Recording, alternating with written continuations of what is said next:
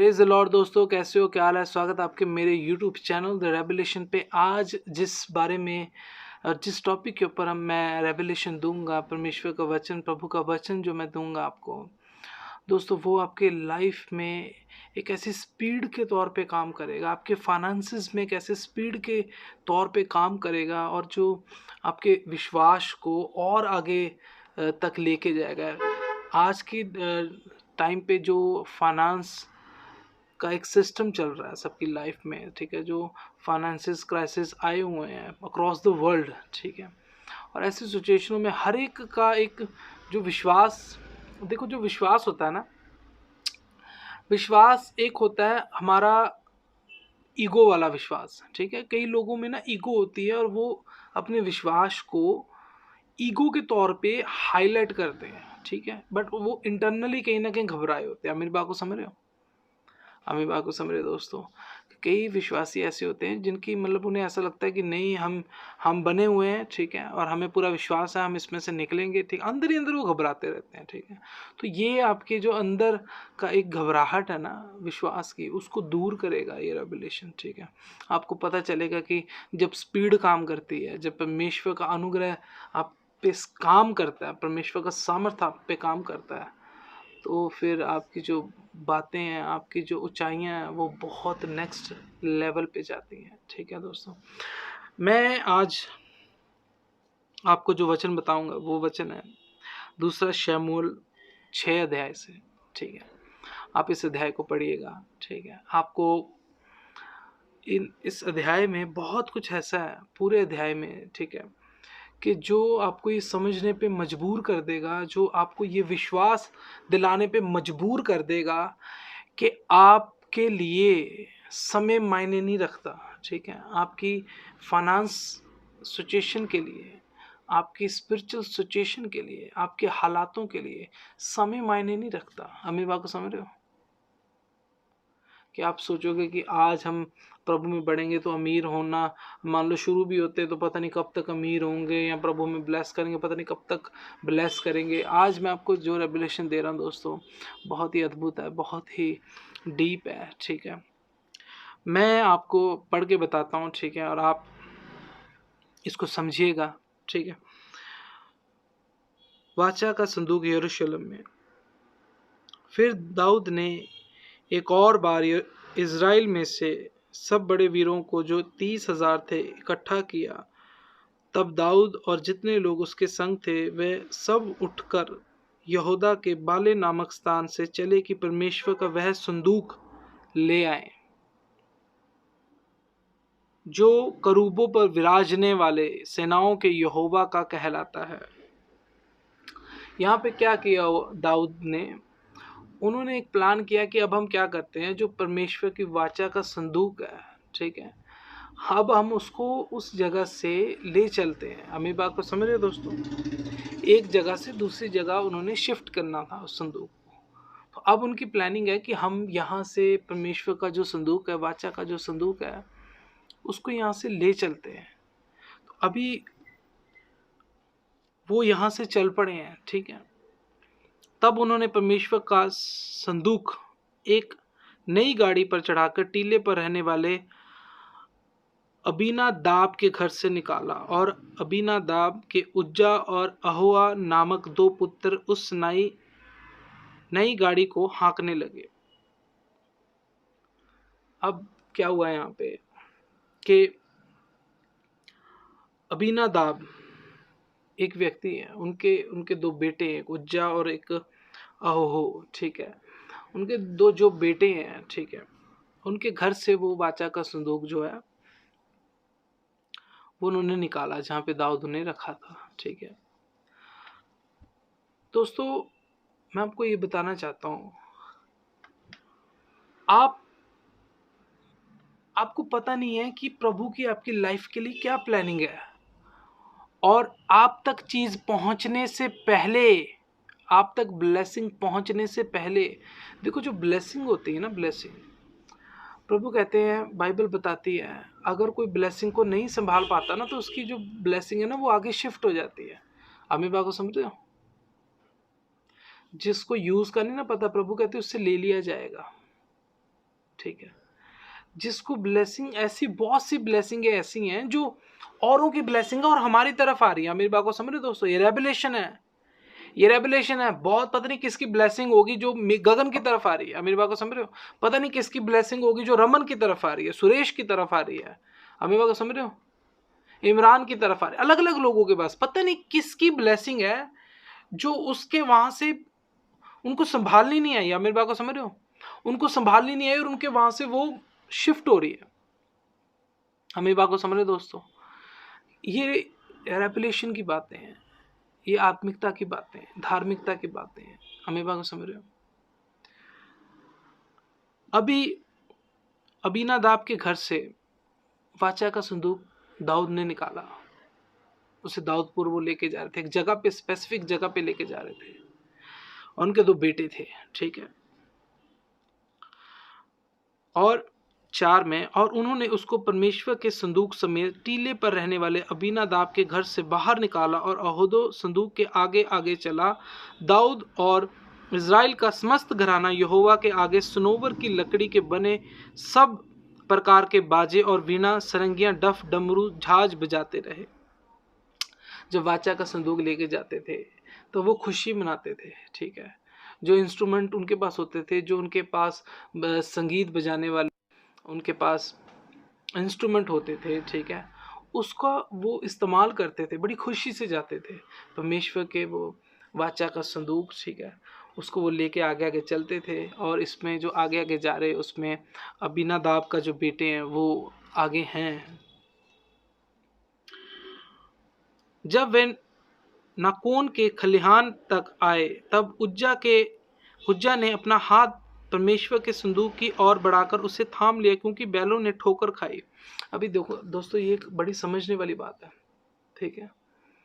मतलब कि जब वो जा रहे थे तो जो बैलगाड़ी थी, ठीक है, तो कोई पत्थर आगे आया होगा तो जिसके कारण वो उसका बैलेंस बिगड़ गया। तो जब वो बैलेंस बिगड़ा, वो वाचा का संदूक उज्जा को लगा कि शायद ये गिरने लगा, उसने उसे संभालने की कोशिश की। अमीबा को समझ रहे हो, सोच देखो क्या सोच होगी उज्जा की, क्या सोच होगी कि यार ये गिरे ना, मैं इसको संभाल लूँ, यही सोच होगी ना।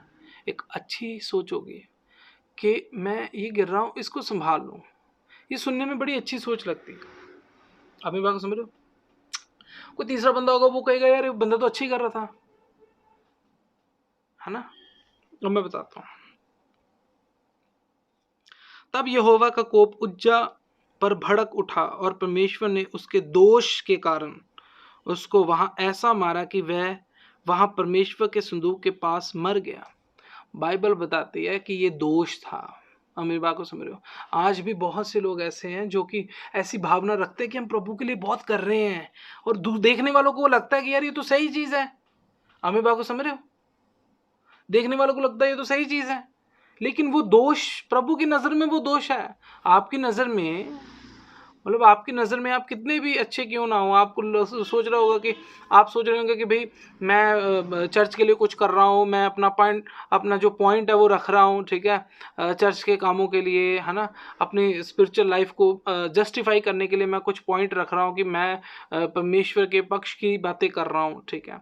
लेकिन आपको नहीं पता कि वो एक दोष है, परमेश्वर की नज़र में वो दोष है, और वो ऐसा दोष है कि वो गिरा और मर गया, ठीक है, परमेश्वर ने मारा। वहां पे लिखा, परमेश्वर ने उसके दोष के कारण उसको वहां ऐसा मारा।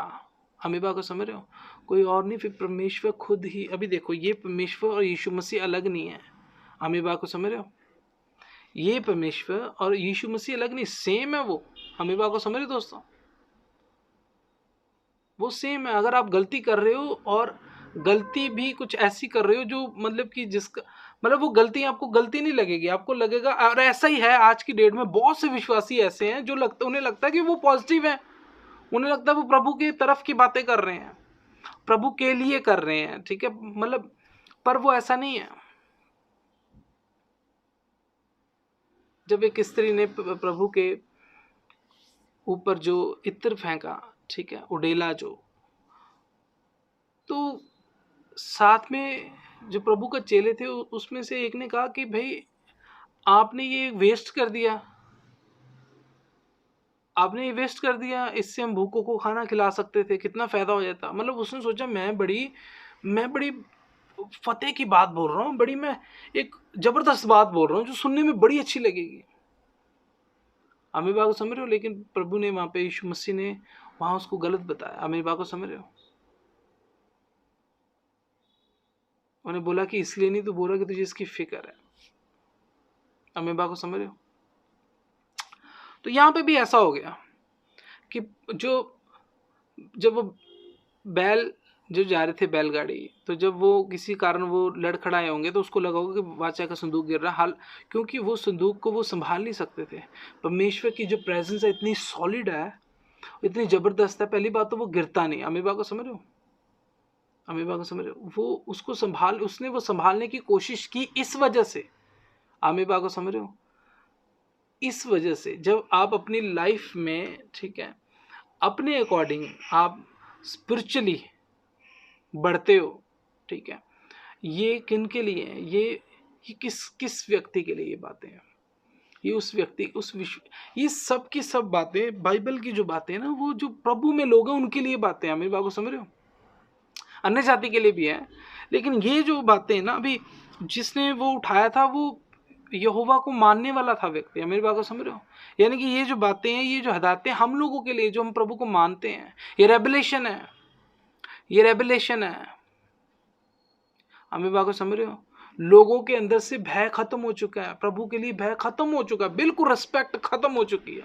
उनको लगता है यीशु मसीह ने हमारे पाप अपने ऊपर ले लिए हैं, अब हम मतलब आज़ाद हैं। ऐसा नहीं है, ऐसा बिल्कुल नहीं। उन्होंने पाप हमारे अपने ऊपर लिए हैं, इसका मतलब ये नहीं है कि अब हम पाप करते रहे, अब हम कुछ भी करते रहे, अब हम आज़ाद हैं, ऐसा नहीं है। वो एक अलग रेवलेशन है कि वो किस चीज़ के बारे में बात हुई है, ये एक अलग चीज़ है। लोग अपनी धार्मिकता को, अपने स्पिरिचुअल लाइफ को बहुत बड़ा दर्शाते हैं, बस पर प्रभु की नज़र में वो एक दोष बन जाता। पुराने नियम में भी वो दोष था, नए नियम में भी मैंने आपको बता दिया कि प्रभु ने उसे बोला तो ये फिक्र नहीं। आप मेरी बात को समझ रहे हो? नए नियम में भी वो दोष ही है। आप अपनी स्पिरिचुअल जीवन को सही दिखाने के चक्कर में, ठीक है, और फिर ऐसी मार पड़ती है। आपने पढ़ा यहाँ पे कि परमेश्वर ने उसके दोष के कारण उसको वहां ऐसा मारा कि वह वहां परमेश्वर के संदूक के पास मर गया। तब दाऊद अप्रसन्न हुआ, इसलिए कि यहोवा उज्जा पर टूट पड़ा था। अब जो दाऊद है, दाऊद के जीवन में बहुत सी एग्जाम्पल्स थी जहां पे प्रभु ने उसको ब्लेस किया। यहां तक आते आते, शुरुआत से लेके इस पॉइंट तक आते आते, उसके बाद बड़ी बड़ी एग्जाम्पल थी। प्रभु ने उसको बहुत ब्लेस किया था दाऊद को, ठीक है, उनको समझ में ब्लेस किया था, उनको फिजिकली ब्लेस किया था, ठीक है, उनको एक राजा तक बनाने तक प्रभु लेकर आए थे। आप मेरी बात को समझ रहे हो? इतनी उन्होंने, मतलब कि इतने लोगों को उन्होंने मारा, इतनी उनको ताकत प्रभु ने, वो जो सामर्थ प्रभु का उसके साथ साथ था दाऊद के, उनके पास बहुत एग्जाम्पल थी, लेकिन ये रेवलेशन नहीं था। आप मेरी बात को समझ रहे हो? जितने भी मैन ऑफ गॉड हुए ना, उनके पास रेवलेशन का एक स्तर रहा है, प्रॉपर रेवलेशन नहीं रहा। आप मेरी बात को समझ रहे हो? रेवलेशन का एक स्तर, यानी कि एक रेवलेशन का लेवल रहा है। मान लो ये रेवलेशन का अंत है, तो उनके एक स्तर रहा है। मान लो कोई इस रेवलेशन के अंत के यहाँ तक पहुँच गया, कोई यहाँ तक पहुँच गया, कोई यहाँ तक पहुँच गया। आप मेरी बात को समझ रहे हो? कोई यहाँ तक पहुँच गया, तो उनके पास रेवलेशन के स्तर थे, रेवलेशन की हद नहीं थी। तो यहाँ पे वो नाराज हो गए दाऊद। वो कहते कि भाई उन्होंने क्या सोचा होगा कि भाई इसने बचा, जो सब लोग सोचते हैं आज की डेट में यही है। मतलब हम लोग न्याय करने चले जाते हैं, जो सामने एक ओहदों पे बैठे हुए लोग हैं, वो एक न्याय करने चल जाते सामने व्यक्ति का। और प्रभु की नज़र में जो दोष है, मतलब कि हम लोग न्याय कर ही नहीं सकते। पहली बात, स्पिरिचुअली हम किसी का न्याय कर ही नहीं सकते हैं, प्रभु उसका न्याय करता है। जो हमारी नज़र में गिरा हुआ है वो प्रभु की नज़र में उठा हुआ है। आमीन बात, हम जो हमारी नज़र में उठा हुआ वो प्रभु की नज़र में गिरा हुआ है। प्रभु कहते हैं जो आखिरी हैं वो पहले किए जाएंगे, जो पहले हैं वो आखिरी किए जाएंगे। अपनी बुद्धियों को बुद्धिमान बताया जाएगा, ताकि जो बुद्धिमान है वो लज्जित हो, शर्मिंदा हो। आप मेरी बात को समझ रहे हो?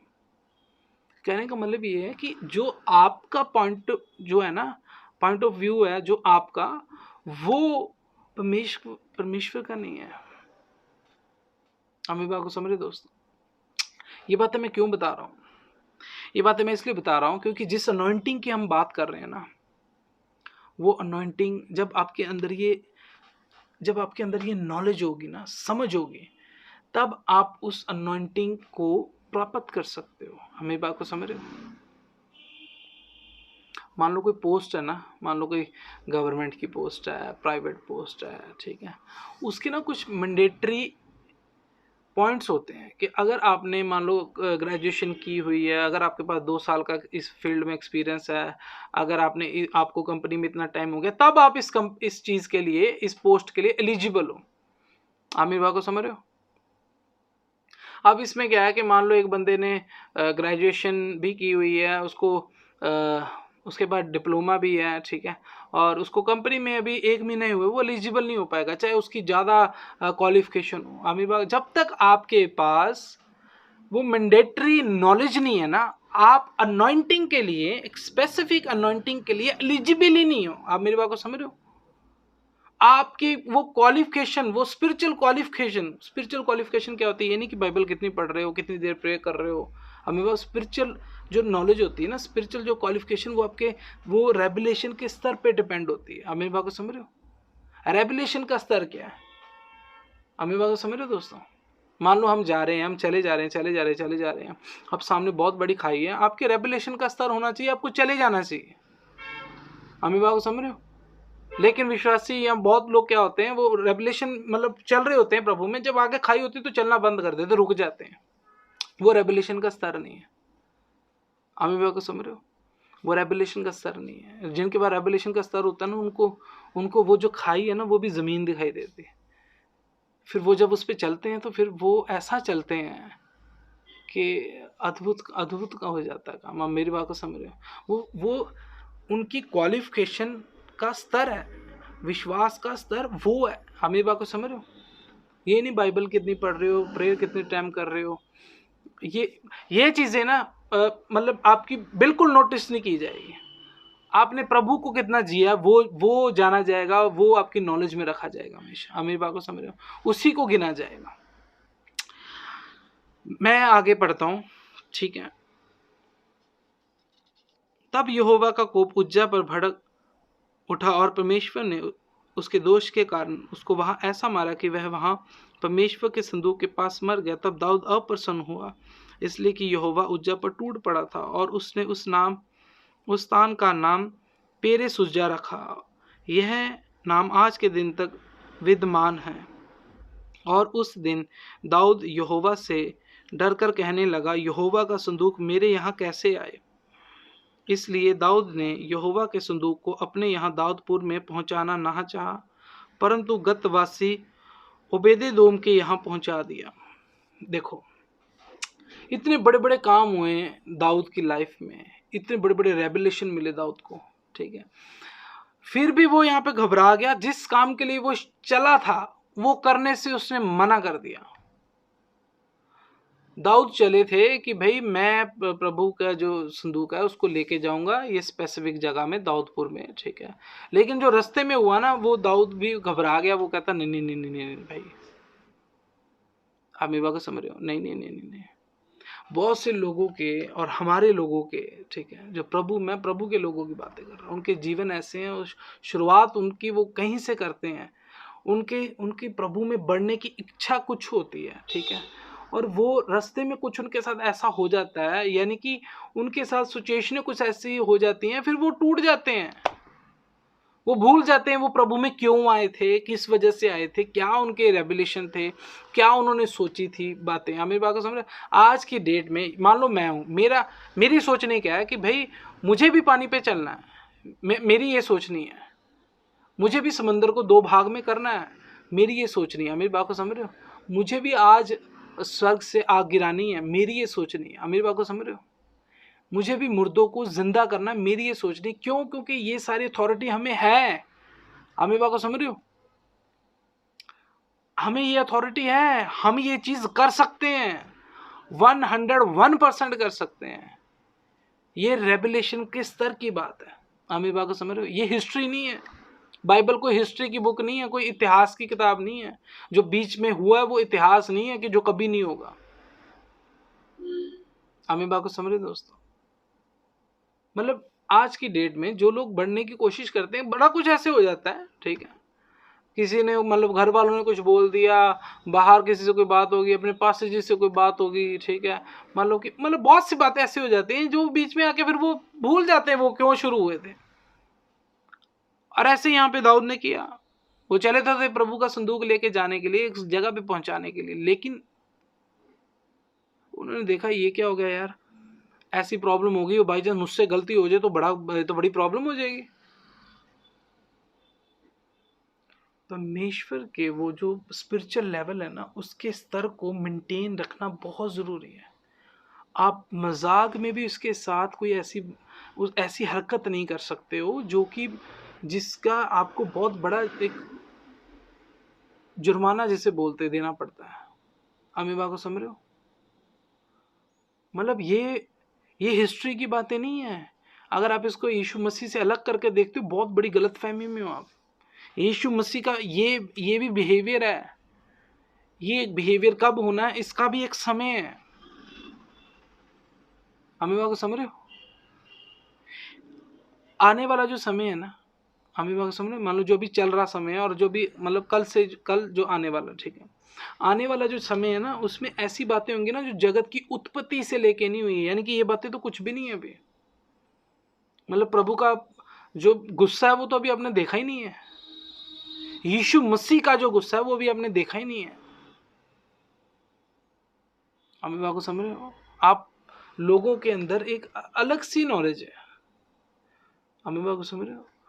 अलग सी नॉलेज है जो कि उस नॉलेज का आपके अंदर होना आपको वो प्रभु के पास लेके जाने की जो बातें हैं उसमें बहुत नीचे ले जाता है वो। अमीबा को समझ रहे हो? आपके पास जब तक पूरा रेवलेशन नहीं है, आपको पता होना चाहिए कि भाई मेरी प्रेयर का क्या मोटिव है, ठीक है, मेरी प्रेयर का क्या मोटिव है और मेरे प्रेयर का कितना भाग है मेरे स्पिरिचुअल जीवन में, मेरे विश्वास का कितना भाग है मेरे स्पिरिचुअल जीवन में, मेरी भेंटों का दशमांशों का कितना भाग है मेरे स्पिरिचुअल जीवन में, मेरे विश्वास का कितना भाग है मेरे स्पिरिचुअल जीवन में।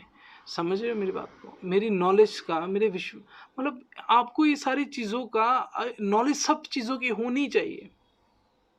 प्रभु के पास आप जाके ये बोलोगे प्रभु हमने तो बपतिस्मा लिया, हमें पता है कि आपने अपना प्रिय पुत्र यीशु मसीह मालिक क्रूसीफाई किया और हमारे पाप सारे क्षमा है, हम अमीर हैं और बस हम विश्वास में आगे बढ़े हुए हैं और बस प्रभु यही पता है।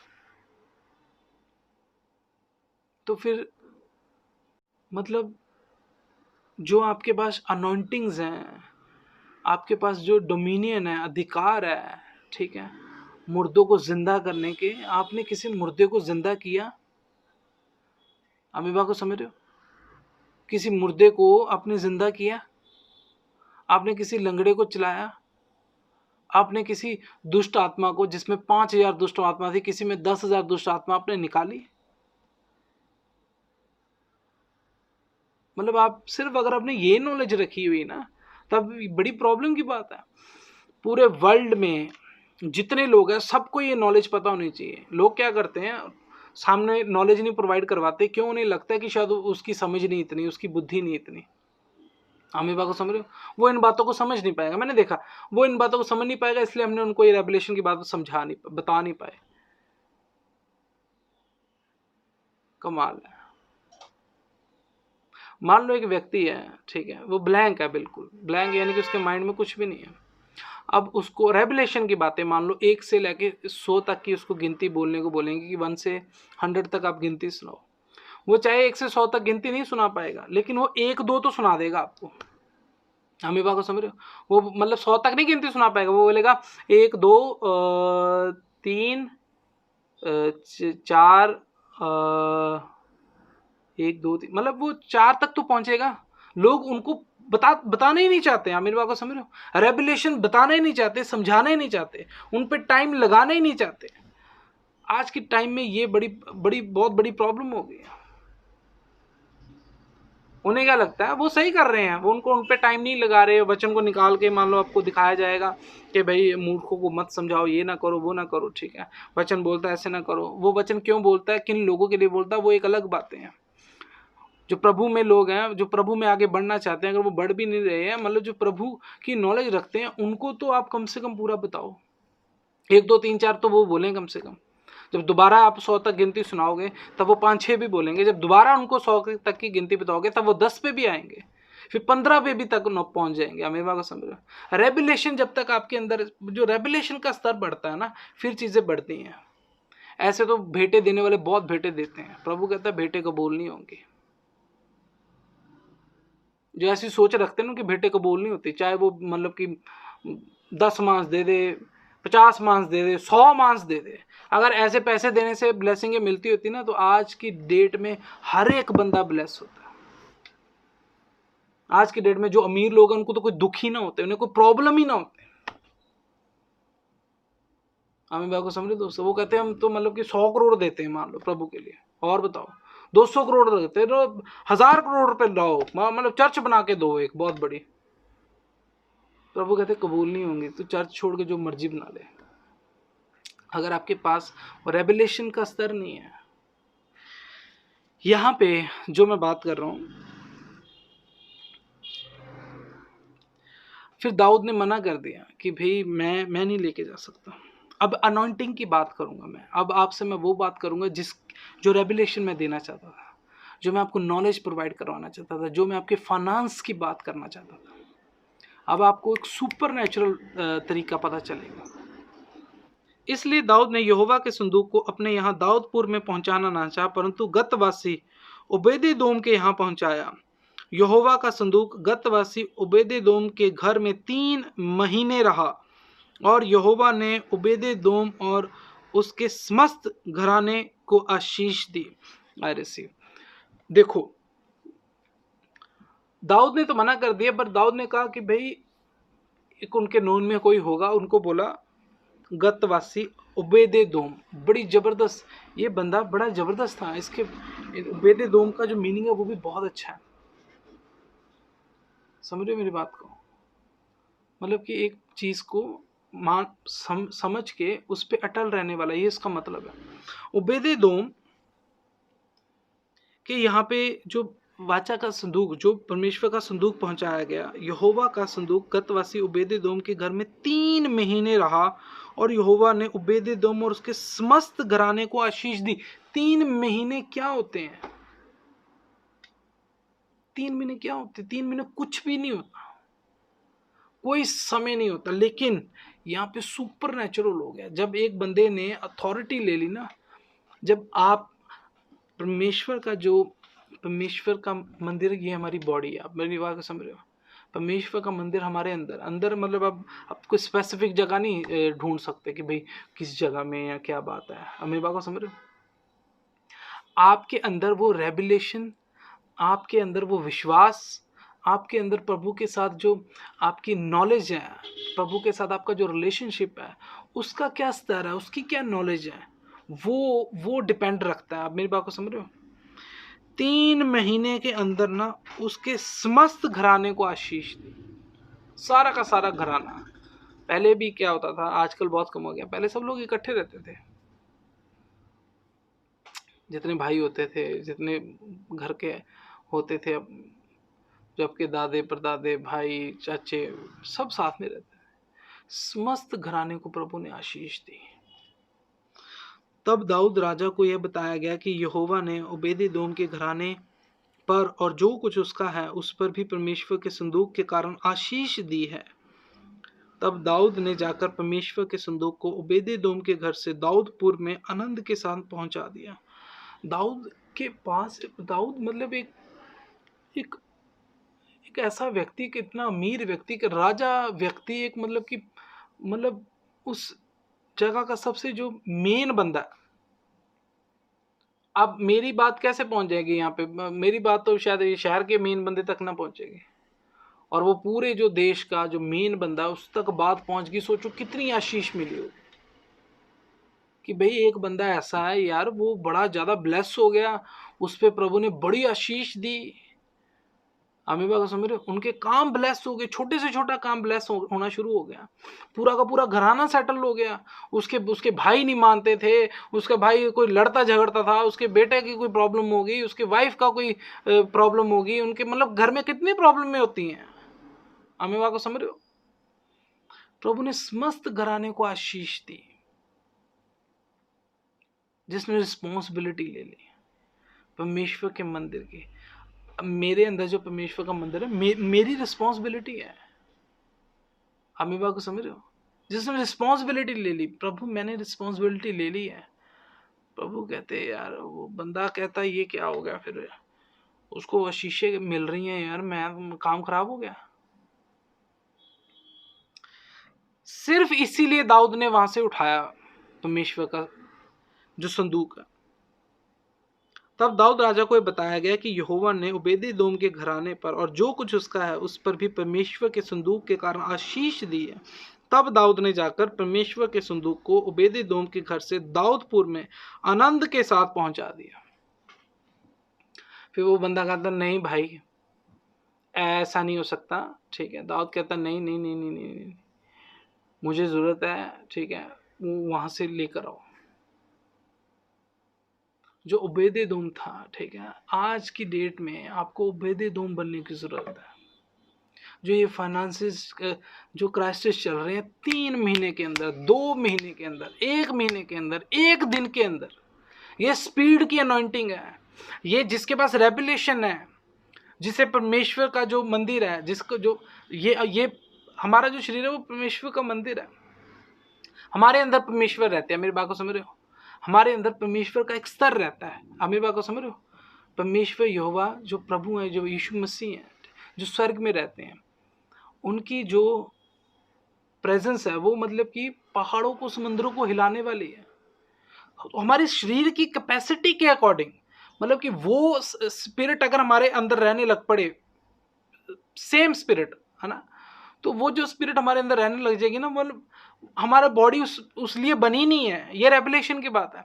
हमारा जो बॉडी है ना, वो हमारी बॉडी उस जो सामर्थ है ना, वो जो प्रेजेंस है ना, उसको संभालने के लायक नहीं है, ठीक है।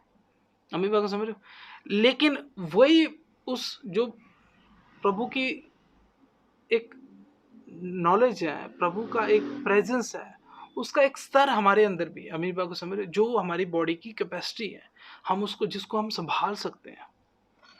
और जब हम मतलब पूरे विश्वास के साथ उसको संभालते हैं, अपने पास रखते हैं, मतलब प्रभु का टाइम देते हैं, अपने घर को अपने घर का टाइम देते हैं, अपने बिजनेस को अपने बिजनेस का टाइम देते हैं, अपने विश्वास को विश्वास का टाइम देते हैं, ठीक है।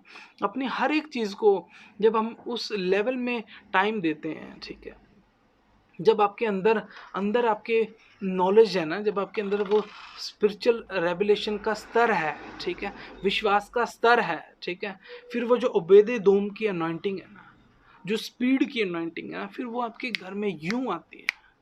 और आपके घर में क्या, आपके पूरे समस्त खानदान पे जाती है। ये बातें हवाई बातें नहीं है, हवा की बातें नहीं है, बेकार बातें नहीं है, मजाक की बातें नहीं है, हिस्टोरिकल बातें नहीं है, हिस्ट्री की बातें नहीं है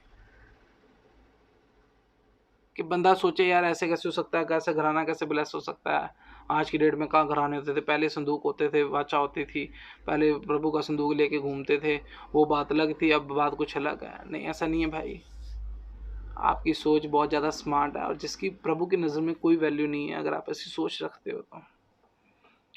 हमें बात को समझ रहे दोस्तों? आप आपके अंदर जो प्रभु ने फल दिए हैं, अगर आपको उनके फलों की अहमियत नहीं पता, अगर आपने अपने जो ये शरीर है, जो परमेश्वर का मंदिर है, जो ये मंदिर को संभालने की जरूरत है, आप बात को समझ रहे हो? जब तक आपके अंदर जो फल है, उस फल के अगेंस्ट चीजें आप ही के अंदर है ना, आप ब्लेस नहीं हो पाओगे। जो बंदा इसको संभाल लेता है, आप बात को समझ रहे हो? जो बंदा इसको संभाल लेता है, फिर बंदे की जो प्रेजेंस है ना, वो औरों तक ना ऐसे फैलती है, ऐसे जाती है, जिसका मतलब कुछ कुछ समझ ही नहीं है। जिस बंदा सोचता रहता है और सोचते रहते हैं कि भाई ये कैसे हो गया, ये बंदा तो बिल्कुल अलग है, ये तो अपनी करता अपनी चलाता, फिर ये हो कैसे गया। ये फिर प्रभु करते हैं, प्रभु करने वाले। क्यों? आपके अंदर वो रेवलेशन का स्तर है, वो समझ की नॉलेज है, परमेश्वर के साथ विश्वास है। खाई के ऊपर चल रहे हो आप, मेरी बात को समझ रहे हो? खाई के ऊपर चल रहे हो आप। तो ये जो स्पीड है, ये जो 3 महीने में हाहाकार करने वाली बातें हैं, 1 महीने में हाहाकार करने वाली बातें, हाहाकार होगी आपके नाम से। आप मेरी बात को समझ रहे हो? जिसके भाई नॉलेज किस तरह है, उसके नाम से हाहाकार होगी। आने वाले समय में लोग जानेंगे, हैरान होंगे। आपके देश के, आपके जो जो आपके नॉलेज के लोग होंगे, आपकी कम्युनिटी के जो लोग होंगे, वो हैरान होंगे कि भाई ये तो सुपर नेचुरल ब्लेस हो रहा है बंदा। यही मैं आज आपको रेवलेशन देना चाहता था दोस्तों, कि आपके अंदर जो परमेश्वर का मंदिर है और जो आपके अंदर प्रभु ने फल दिए, उन फलों का आपने उसी लेवल में अपनी अनॉइंटिंग, अपने विश्वास को बनाए रखना है, और अपने जो ये वचन है, इन वचनों को रेवलेशन में जीना है। जब आप इस अनॉइंटिंग को स्पीड में जीना शुरू कर देते हो ना, मतलब कि आप एक राइट वे में जीना शुरू कर देते हो। जहाँ आपने देखा कि जो अबीनादाब था, ठीक है, उनके घर से जब संदूक निकला, ठीक है, उनका जो बेटा था, उसने उसको पकड़ने की कोशिश की, प्रभु के संदूक को, ये सोचते हो कि हम सही कर रहे हैं, ठीक है। बहुत सी चीज़ें ऐसी होती हैं, आपको लगेगा कि नहीं यार ये सही है, पर वो आपकी नज़र में सही होगी। तो आप वो जजमेंटल ना बने, जजमेंटल ना बने, बड़ी प्रॉब्लम की बात है। आपने जो सोच के प्रभुता में आए थे उसको मत छोड़ें। देखिए, अपने आप को करेक्ट कीजिए, यार मैं क्या करने आया था प्रभु में, और मैं क्या कर रहा हूँ। और ये देखिए कि आपके पास जो अनॉइंटिंग है, ठीक है, कहीं आपकी अनॉइंटिंग आपसे चले तो नहीं गई है, किसी और के पास तो नहीं चलेगी है। अबीनादाब के घर पे जो अनॉइंटिंग थी, या जो उनकी अनॉइंटिंग कहीं छिन तो नहीं गई है। दाऊद की अनॉइंटिंग कहीं कहीं देखो आपके पास तो नहीं आ रही है। आपकी अनॉइंटिंग कहीं कहीं और तो नहीं जा रही है। आपकी ब्लेसिंग, आपकी आशीषें कहीं और तो नहीं जा रही, किसी और हम नहीं संभाल पाए, कहीं और तो नहीं जा रही है। दाऊद नहीं संभाल पाया, ओबेदेदोम के पास चल गई आशीषें। ये दोस्तों मैं आपको बताना चाहता था, आपकी आशीषें देखो कहीं भाग तो नहीं रही है भाई, उसको पकड़ो, अपनी आशीषों को पकड़ो, और रेडी रहो। किसी और की आशीषें भी आपके पास आ रही हैं, अपनी आशीषों को भी संभाल के रखो। यही दोस्तों मैं कहना चाहता था। इस मैसेज को आगे आप शेयर कीजिए, चैनल को सब्सक्राइब कीजिए। परमेश्वर आपके और मेरे, हम दोनों के साथ है।